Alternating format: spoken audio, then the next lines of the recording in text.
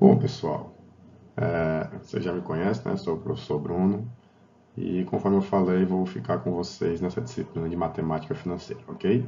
Então, pessoal, vou apresentar aqui aquela primeira parte do conteúdo conforme nós combinamos aqui na programação da disciplina. Vou fazer uma revisão de conceitos bem básicos mesmo, que vocês aprenderam lá no ensino fundamental de vocês, de alguns conceitos como razão, proporção, grandezas, diretamente proporcionais, inversamente proporcionais. Vamos mostrar aqui alguns exemplos, né? E vamos trabalhar também regra de 3. Aquele mesmo básicozinho que você trabalhou, só que o que a gente observa é que muitas vezes quando vocês trabalham lá no ensino básico, regra de 3, por exemplo, muitas vezes você só sai aprendendo a regra de 3 simples e quando as grandezas são diretamente proporcionais.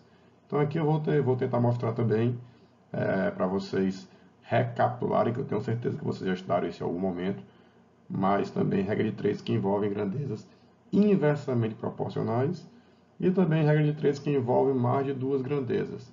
Então, realmente a gente vai estar revisando conteúdos bem básicos no início, razão, proporção, regra de 3 e também com relação à porcentagem. E logo depois nós vamos começar a falar um pouquinho dos regimes de capitalização.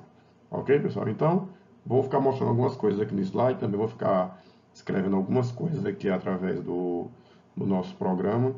A escrita às vezes não fica muito boa por conta, né, do aparelho que a gente utiliza, que às vezes fica um pouco tremido, fica fora de posição, mas eu espero que vocês possam compreender e qualquer coisa estarei à disposição. Vocês já têm o meu contato e fiquem à vontade para entrar em contato comigo, ok? Então vamos lá. Primeiro, pessoal, vamos que definir o que é a razão. É uma coisa bem básica mesmo, que assim, até se eu perguntar para muita gente, matematicamente falando o que é uma razão, às vezes a pessoa não sabe falar o que é uma razão. Mas é uma coisa bem básica, quando você pega aqui a definição, a razão entre dois números, A e B, quaisquer, com B diferente de zero, com esse B diferente de zero, é o quociente de A por B, ou seja, a razão entre dois números é o quociente de A por B, o primeiro e o segundo. Por exemplo, a razão de 2 para 10 é 2 sobre 10. Então, quando a gente bota aqui com B diferente de zero, é aquela condição de existência, né, lá de uma fração, que o denominador da fração tem de ser diferente de zero, ou seja, esse valorzinho aqui embaixo não pode ser igual a zero. Proporção, pessoal, já também falando, nada mais é do que a igualdade entre duas razões. Então, dados quatro números A, B, C e D, quaisquer, com B diferente de zero e D diferente de zero, na ordem dada. Quando eu já boto aqui diferente de zero, é porque bem provavelmente vai aparecer alguma coisa no quociente. E como eu já falei para vocês que proporção é a igualdade entre duas razões, então a gente vai ver, ó, afirmamos que eles formam uma proporção quando a razão entre os dois primeiros é igual à razão entre os dois últimos, ou seja, A sobre B, por isso que o B tem que ser diferente de zero, é igual a C sobre D, por isso que o D tem que ser diferente de zero. E a gente tem aqui a representação desta proporção A sobre B igual a C sobre D, e a gente vai ler que A está para B, assim como C está para D. E para efeito de nomenclatura, conforme você já deve conhecer, A e D, que são esses caras aqui que ficam mais aqui nos extremos, ó, são chamados extremos. Já os outros termos, o B e o C, ó, o B e o C é o que a gente chama de meios. Então você já deve ter ouvido falar daquele termo de produto dos meios pelos produtos dos extremos. Então, proporção nada mais é do que a igualdade entre duas razões. E algumas propriedades básicas que eu vou botar aqui para vocês, algumas eu vou demonstrar, outras eu vou deixar para vocês que quiserem exercitar. Então, numa proporção, o produto dos meus é igual ao produto dos extremos. É aquilo que eu acabei de falar. Então, se nós temos uma proporção qualquer com, por exemplo, vamos tentar aqui utilizar aqui, ó, A sobre B igual a X sobre Y. Logicamente, B diferente de zero e o Y também diferente de zero, né? Porque fazem parte do quociente nesta fração. Como tanto B como D são diferentes de zero, a gente tem que o produto de B vezes D, né, vai ser também diferente de zero. já, né, que um produto só é igual a zero se um dos dois termos fossem igual a zero. Como B e D são diferentes de zero, então o seu produto também é diferente de zero. Então, com esses valores são diferentes de zero, se eu multiplicar ambos os membros da igualdade por BD, o que vai acontecer? Ó? Ou seja, nós tínhamos que A sobre B é igual a C sobre D. Quando eu multiplico ambos os membros por BD, a gente pode aplicar aquela lei do cancelamento, né? Ó, vocês aprenderam lá na disciplina de funções. O B aqui a gente pode simplificar com B, e o D aqui a gente pode simplificar com o D. Ah, o que sobrou? AD, e aqui sobrou o quê? CD. Então, ou seja, AD é igual a B vezes C, ok? Então, ó, de fato, ó, o produto dos meios está aqui, ó. Produto dos meios é igual ao produto dos extremos, ok? Então, é só observar, ó, A vezes D é igual a B vezes C. Isso aqui vocês já conheciam, ok? Então, vamos mais para frente. Isso aqui vocês já aplicam demais, demais, demais, ó. Por exemplo, 2 está para 10, assim como 1 está para 5. É óbvio, né? Você sabe que até simplificando a fração aqui, 2 sobre 10 é igual a 1 sobre 5. Mas se você quiser demonstrar que é propriedade, ó, produto dos extremos aqui, ó, 2 vezes 5, que vai dar igual a 10. 10 vezes 1, produto dos meios, também vai dar igual a 10. Beleza, pessoal? Então vamos aqui para uma propriedade P2. Em uma série de razões iguais, o somatório dos antecedentes está para o somatório dos seus consequentes, assim como um antecedente qualquer está para o seu consequente. O que é que ele está dizendo? Está dizendo isso aqui, ó. Vamos lá. A gente tem aqui uma série de razões iguais, ó. Série de proporções, ó. A sobre B é igual a C sobre D, que é igual a E sobre F, que é igual a um G sobre H, etc., que é igual a um X sobre Y. Quando a gente tem aqui essa série de razões iguais, a gente pode afirmar também que a soma dos seus antecedentes, que são os valores que estão aqui nos numeradores das frações, né, está também para a soma dos seus consequentes, que são esses valores que estão aqui nos denominadores das frações. E aí, se você quisesse demonstrar isso aqui formalmente falando, né, então perdoem aqui a escrita, que pode sair um pouco torta, como é que a gente poderia fazer? Ó? A gente poderia pegar cada um desses termos, vamos pegar aqui alguns deles, ó, por exemplo, A sobre B. Se a gente igualar isso aqui a um K, o que, que nós teremos? Que o A é igual a B vezes K, concorda? Do mesmo jeito, se eu pegar C sobre D, pela igualdade aqui, a gente não tem que são todos iguais, então isso aqui também seria igual a K. Então, aplicando a propriedade, teria o que aqui? O C é igual a D vezes K. E pela mesma lógica, a gente fosse aplicando com cada um desses valores, até o último valor que a gente tem, a gente teria o quê? Que x sobre y, x aqui, também seria igual a k. Logo, o x é igual a y vezes k. E aí, a gente botou aqui uma reticência, né? A gente tem aqui, pessoal, se você observar, ó, fatores que de repente a gente pode estar somando, que nós temos várias igualdades, ó. Então, se a gente pegar, somando aqui membro a membro, como assim, ó, somando todos esses valores que estão nesse lado de cada igualdade, com todos esses valores que estão do outro lado da igualdade, o que, que nós teríamos, ó? A mais, quem é o próximo aqui, ó? C mais, o próximo aqui seria quem, ó? Seria o E, e assim, sucessivamente, até colocar aqui o mais, X seria igual.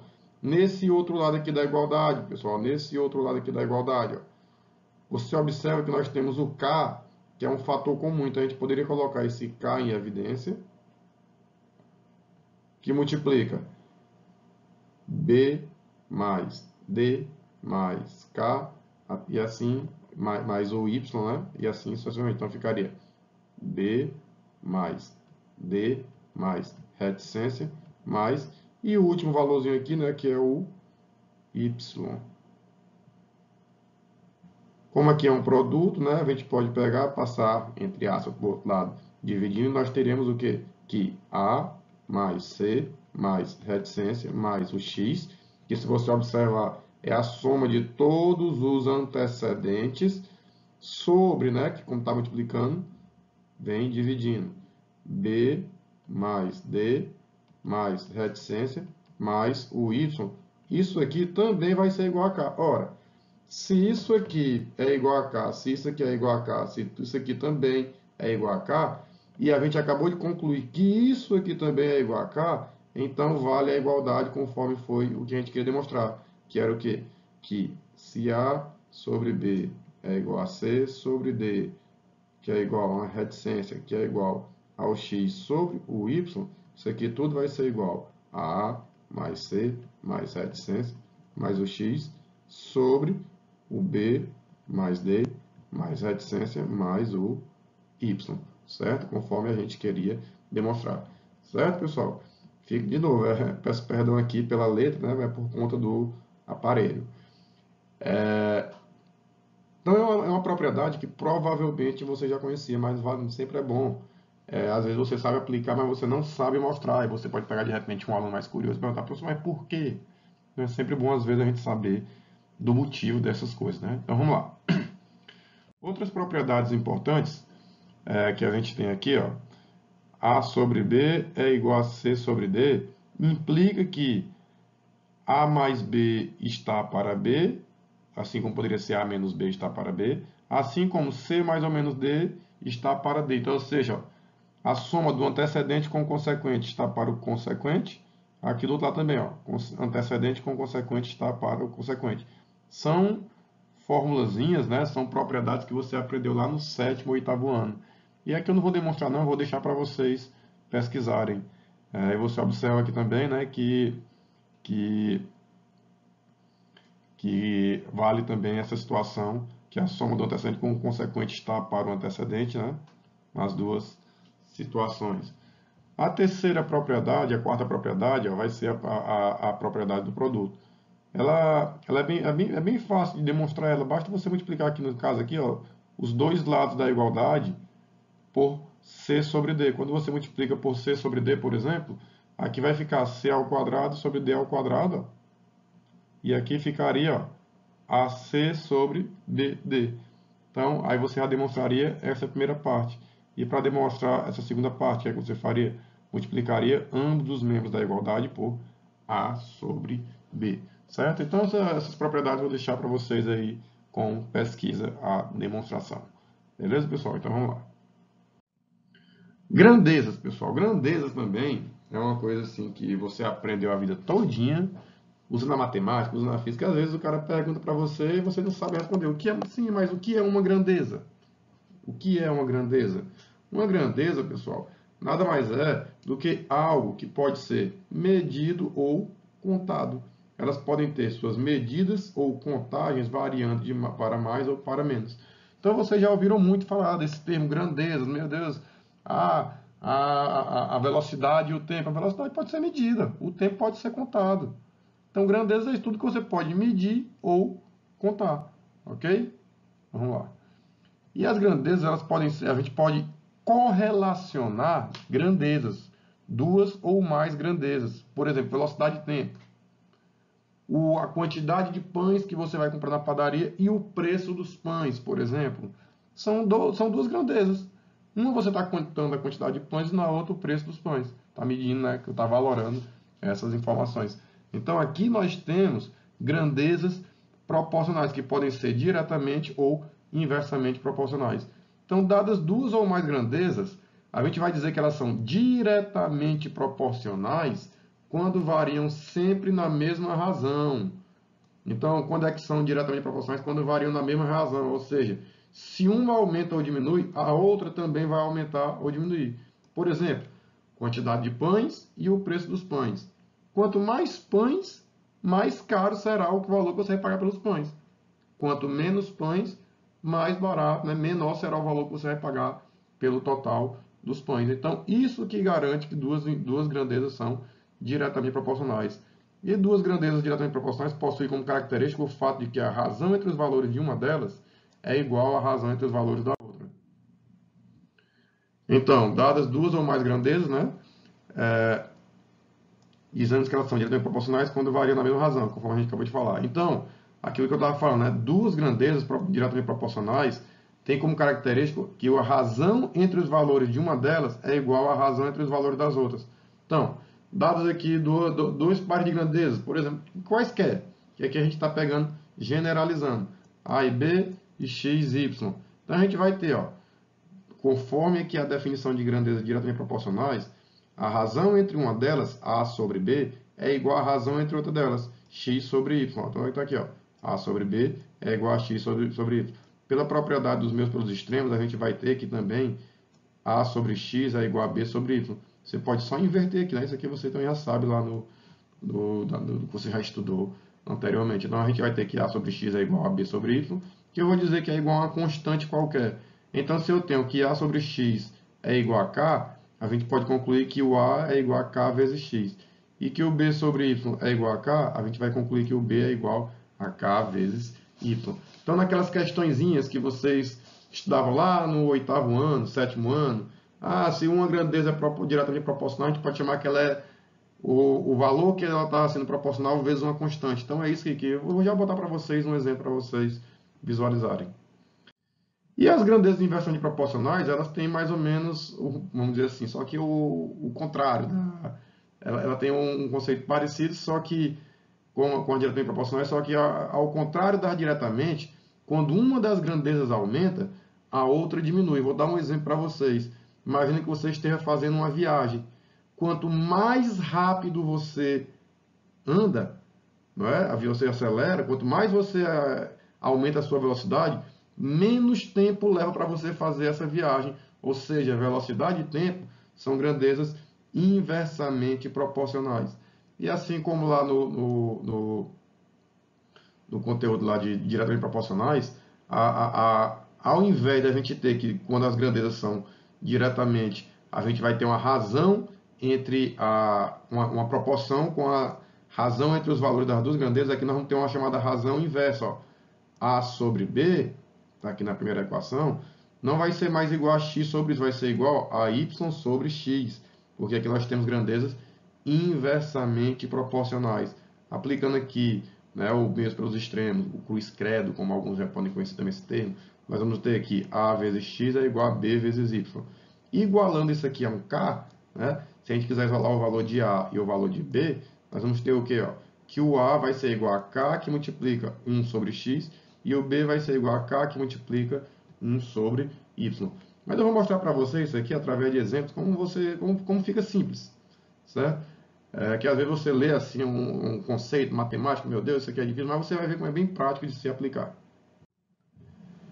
Então, do mesmo jeito que a gente pode ter grandeza diretamente proporcional ou inversamente proporcional, a gente pode ter 2, 3, 4 ou mais grandezas que elas sejam ao mesmo tempo diretamente e ao mesmo tempo inversamente proporcional. Então, o que eu acabei de falar, em resumo, quando as grandezas são diretamente proporcionais, a gente pode dizer que uma delas, por exemplo, a gente tem aqui, ó, que as grandezas A, B é diretamente proporcional a X e Y e é inversamente proporcional a RS.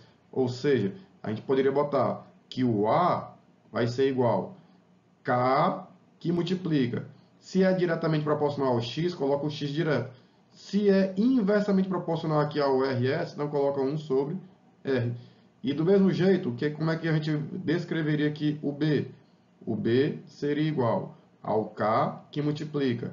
Se é diretamente proporcional aqui a essa grandeza aqui, XY, então vai ser K vezes Y. E se é inversamente proporcional a RS, então vai ser 1 sobre S. Perfeito, pessoal? Então, basicamente, quando a gente pegar alguns exemplos, a gente vai tentar aplicar essa situação. Vocês vão ver como é simples. E uma das maiores aplicações, pessoal, dessa questão de divisão proporcional é o que a gente chama de regra da sociedade. Ela tem como principal característica a divisão de lucros ou prejuízos. Em resumo, pessoal, se você propõe uma sociedade com alguém, se as duas pessoas entram com o mesmo valor na sociedade, elas recebem lucros iguais. Agora, se alguém entrar com um investimento um pouco maior do que o outro, então ela tem que receber um retorno proporcionalmente ao que ela investiu. Então, é isso que que a gente vai trabalhar dentro da regra da sociedade.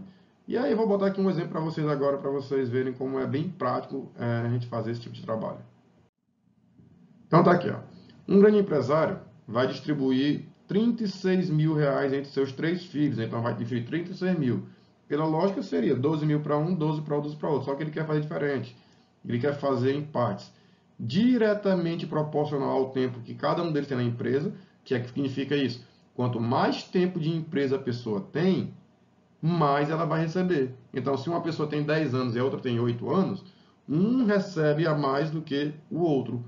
Só que ao mesmo tempo que ele quer dar diretamente proporcional ao tempo de serviço de cada um, ele quer que seja inversamente proporcional ao número de filhos que cada um tem. Inversamente, olha pessoal, inversamente. Significa o quê? Que quem tem mais filhos receberia um valor menor. Então ele está pegando esses 36 mil reais e dividindo ao mesmo tempo em valor diretamente proporcional ao tempo de serviço e ao mesmo tempo inversamente proporcional ao número de filhos. E aqui a questão o tempo de serviço de cada um deles na firma. O primeiro tem 6 anos, o segundo tem 8 anos e o terceiro tem 12 anos. E o primeiro rapaz tem 2 filhos, o segundo tem 4 filhos e o terceiro tem 3 filhos. Então vamos ver quanto que cada um deles vai receber. Então, ó, sendo X a parte que o primeiro vai receber, Y a parte que o segundo vai receber e Z a parte que o terceiro vai receber, logicamente, quando a gente soma X mais Y mais Z, tem que ser igual a 36 mil, né? Fato, porque quando a gente somar o que cada um deles vai receber, tem que dar o todo, que é 36 mil. TX, TY, TZ, TX, TY, TZ, vamos dizer que é o tempo de serviço de cada um deles. NX, NY, NZ é o número de filhos que cada um deles tem. Porque são as grandezas, pessoal. Foi o que eu falei, grandeza é algo que pode ser contado. Então, tendo aqui essa grandeza, tempo de serviço, e essa grandeza, número de filhos, qual é a informação relevante? Que ele fala que o valor vai ser dividido diretamente proporcional ao tempo de serviço e inversamente ao número de filhos. Então, ó, se é diretamente proporcional ao tempo de serviço, ficaria K multiplica T vezes X. Se é inversamente ao número de filhos, que multiplica, então no caso aqui, ó, 1 sobre NX. Ó. Diretamente multiplica, inversamente multiplica pelo inverso. Diretamente multiplica pelo valor, inversamente multiplica pelo inverso. E como a questão já deu o tempo de serviço de cada um deles, ó, então ficaria 6, aqui ficaria 1 meio, que ele tem 2 filhos, né? Então 6 dividido por 2 dá 3. Então o x seria igual a 3k. Pela mesma lógica, ficaria 8 sobre 4, que é igual a 2k, e 12 sobre 3, que é igual a 4k. A gente acabou de ver que x mais y mais z, x mais y mais z, não é para ser igual a 36 mil? Pois bem, ó, quem é o x? 3k. Quem é o y? 2k. E quem é o z? 4k. Então, 3k mais 2k dá 5k, com mais 4k dá 9k. Então, dividindo por 9, vai ficar aqui o k igual a 4 mil reais. Então, ou seja, o primeiro cara recebeu 3k, então o primeiro vai receber 12 mil reais. O segundo cara não recebeu 2 vezes k, então o segundo cara vai receber 8 mil reais. E o terceiro recebe 4k, então ele vai receber 16 mil reais. Ok, pessoal? Então, isso aqui é uma aplicaçãozinha dessa parte que envolve divisão proporcional. Pois bem, pessoal, dando continuidade aqui, né, que eu falei para vocês que a gente ia falar um pouquinho também sobre regra de 3, né? É um conteúdo bem básico, né, mas talvez alguns aí vocês não lembrem de algumas coisas que eu vou falar aqui, por incrível que pareça, né?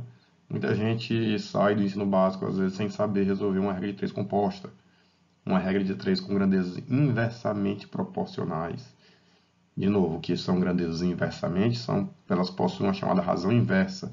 À medida que uma delas aumenta, a outra vai reduzir na mesma razão, né? Se uma duplica, a outra vai cair pela metade. É aquilo que eu falei da velocidade do tempo. Quanto mais rápido você vai numa viagem, menos tempo você leva para chegar até lá. Então, uma regra de 3 não é simplesmente você fazer aquilo que você era acostumado a fazer né? Você botava assim, x está para 2, 3, tanto, e fazia aquele cruz credozinho. Cuidado, viu? Cuidado que não é só você fazer isso, não. Você tem sempre que analisar se as grandezas são diretamente ou inversamente proporcionais. Então, a regra de 3 é um processo utilizado na resolução de problemas que envolvem uma grandeza que é diretamente ou inversamente proporcional a uma ou mais grandezas. Quando a gente está tratando com apenas duas grandezas, né, a gente vai estar trabalhando a chamada regra de 3 simples. Então, são dados dois valores de uma grandeza e um valor da outra. São duas grandezas, você desconhece um dos valores, o qual corresponde a um dos valores da primeira grandeza. Né? Então, o objetivo é encontrar o valor que foi omitido. Então, a resolução se resume a uma proporção entre duas grandezas mencionadas, bastando analisar se elas são diretamente ou inversamente proporcionais. Exemplo, você já conhece, de novo. Ó. Uma viagem foi feita em 12 dias, percorrendo 150 km por dia. Bem fácil. Quantos dias seriam empregados para fazer a mesma viagem percorrendo 200 km por dia? Então, aquelas regras de 3 que você já conhece, geralmente como é que vocês fazem? Você bota aqui as grandezas, né? Aí você bota aqui as grandezas que nós temos são os dias e nós temos aqui a distância percorrida. Então, 12 dias, o cara percorre 150 km por dia. Se percorrer 200 km por dia, vai levar quantos dias? Aí, como é que você costuma resolver isso aqui? Você só vai pegar aqui aquele cruz credo, né? Ó. X vezes 150 é igual a 200 vezes 12. E aí você encontraria a expressão 150x igual a 12 vezes 200, né? Só que eu vou até apagar, pessoal, muito cuidado com isso aqui. Por que que eu digo muito cuidado com isso aqui? Porque sempre que tiver uma regra de 3, você tem que analisar se as grandezas são diretamente ou se elas são inversamente proporcionais. Então, você não pode fazer isso diretamente. Então, vai ficar como? Como é que eu sei que elas são diretamente ou inversamente proporcionais? Você vai estabelecer um sentido qualquer. Bota uma seta onde está aqui a variável x, que é a incógnita x, que é o valor que eu quero descobrir. Botei uma seta para baixo. Vamos analisar. 150 km por dia percorrendo leva 12 dias. Então, ou seja, ó, se o cara percorrer 150 km por dia, ele vai levar 12 dias. Se ao invés de ele percorrer 150, ele percorrer 200 por dia, a viagem é a mesma. O cara está indo, por exemplo, de Teresina para São Paulo. Se ele percorrer 150 km por dia, ele leva 12 dias. Agora, se ele pegar, ou seja, se ele rodar mais durante o dia, o que é que vai acontecer? Ele vai levar mais tempo ou menos tempo para terminar essa viagem? Pela lógica, ele vai levar menos tempo. Por quê? Porque como ele está andando mais, ele está descansando menos, né, no caso, como ele está andando mais por dia, ele está ganhando tempo, então a viagem dele vai durar menos. Então, ou seja, à medida que uma das grandezas aumenta, a outra diminui. Isso que garante é isso que diz que as grandezas são inversamente proporcionais. Então, a gente vai colocar aqui uma seta inversa. Se fosse diretamente proporcional, a gente colocaria uma seta no mesmo sentido. Então, você não vai fazer aquele negócio agora do cruz credo. É só você ver colocar uma proporção. E aqui é que tal? Esse aqui você vai repetir. E se tiver com setinha inversa, ver que está aqui, ó, você inverte também. Então, não era 150 para 200, então fica 200 sobre 150. E agora, beleza. Ó. Aí você faz aquela propriedade que você já conhece. Então, vai ficar simplificando. Então, vai encontrar que x é igual a 9 dias. Ok? Então, pessoal, muito cuidado com aquilo que você fazia de só fazer aquele cruz credo direto. Sempre você vai colocar aqui as grandezas, certo? Sempre vai colocar as grandezas e vai analisar se elas são diretamente ou inversamente. Se é inversamente proporcional, você vai precisar inverter a grandeza que está aqui que a gente fez a análise, ok, pessoal? Qualquer coisa, vocês podem entrar em contato comigo, viu? Tem meu WhatsApp aí, você já tem, que eu estou aqui à disposição para ajudar. E regra de 3 composta, pessoal, a diferença é que ele não trabalha só com duas grandezas, trabalha com mais de duas, ó, mas a ideia é a mesma. Então, vamos pegar aqui um exemplo aqui, ó. Para imprimir 87.500 exemplares, 5 rotativas, que são 5 impressoras, gastam 56 minutos. Em quanto tempo que eram 56 minutos, né? Em quanto tempo? Se fosse 5, fossem 7 impressoras iguais, imprimiriam 350 mil exemplares. Então aqui nós temos mais de duas grandezas. Quais são as grandezas que nós temos? Quantidade de exemplares, a quantidade de impressoras e o tempo que é levado para imprimir todo esse material. Então, ó, a gente tem que analisar sempre se as grandezas vão ser diretamente ou se vão ser inversamente proporcionais. No caso, como tem mais de duas, a gente vai montar aqui cada um das grandezas. Ó. Quantidade de exemplares, quantidade de impressoras e o tempo que cada um vai levar. Então, primeira coisa, pega aqui onde está a incógnita x, que é o valor que eu descobri, estabelece um sentido, bota uma setinha para baixo ou para cima. Essa setinha aqui é ilustrativa, porque agora eu vou analisar cada uma dessas outras aqui. Se de repente a quantidade de impressora for diretamente proporcional ao tempo, a gente vai colocar uma seta no mesmo sentido. Se for inversamente proporcional, a gente coloca uma seta invertida. Então, vamos entender aqui o que eu estou falando. Então, primeiro, ó, vamos analisar em relação aqui a quantidade de impressoras. 5 impressoras levam quanto tempo para imprimir esse material? Esquece por enquanto que nós temos essa terceira grandeza. 5 impressoras leva 56 minutos. Você concorda que se eu colocar mais impressoras para imprimir, vai levar menos tempo para produzir o material? Né? Vai ter mais impressoras trabalhando, então, ou seja, mais impressora diminui o tempo, então é inversamente. Então, se aqui está a setinha para baixo, aqui vai ficar a setinha para cima. Agora, do mesmo jeito aqui, ó. Esquece agora essa grandeza do meio, vamos analisar só a quantidade de exemplares com o tempo. Olha só, 87.500 exemplares leva quanto tempo? 56 minutos. Se fosse para imprimir aqui 350 mil exemplares, bem mais exemplares, a gente vai levar mais tempo ou menos tempo?